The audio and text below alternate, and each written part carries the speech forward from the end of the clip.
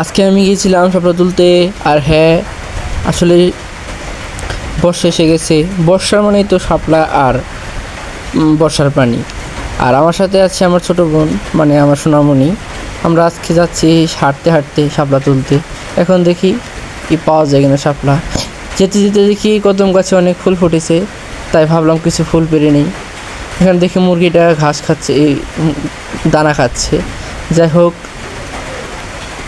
ফুল পাড়া সে ফুল পাড়িয়ে দেখি পারি কিনা। এই এই এই এই এই তো পেয়ে গেছি, এই তো হয়ে গেছে।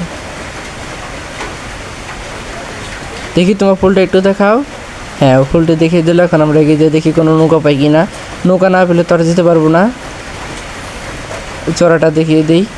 চড়া মানে বিল, বিল না আসলে জমি, ধানের জমি। ধানের জমিতে পানি সেরকম হয়েছে। ও তো দৌড়ে যাচ্ছে, ও খুব এক্সাইটেড, কিন্তু না, কোনো নৌকা নেই। একটা ছিল তাও পানির নিচে, কোনো উপায় নেই। এখন আমরা শুধু দাঁড়িয়ে দাঁড়িয়ে দেখে যাই। তাও দেখি একটা নৌকা পাই কিনা। ওই দূরে দেখা যায় নৌকা। কি বলবো, এখনও ওই ডামের উপরে উঠতে চাচ্ছে। ওকে উঠিয়ে কয়েকটা ছবি তুলে নেই। ছবিগুলো কিন্তু আমি দেখিয়ে দেবো, বুঝছেন।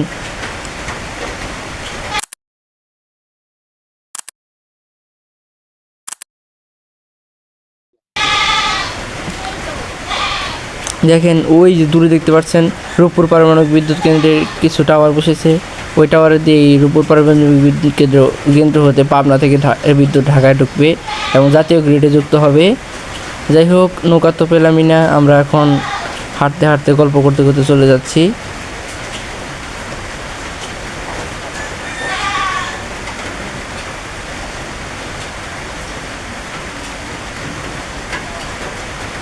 আবারও ধান ক্ষেতগুলো দেখিয়ে দিই। ধান ক্ষেতে প্রচুর পানি এসেছিলো, কিন্তু এখন শুকিয়ে গেছে। কিছু পানা এসেছিলো, সেগুলো বংশ বৃদ্ধি করে প্রায় অনেক সেভ হয়েছে।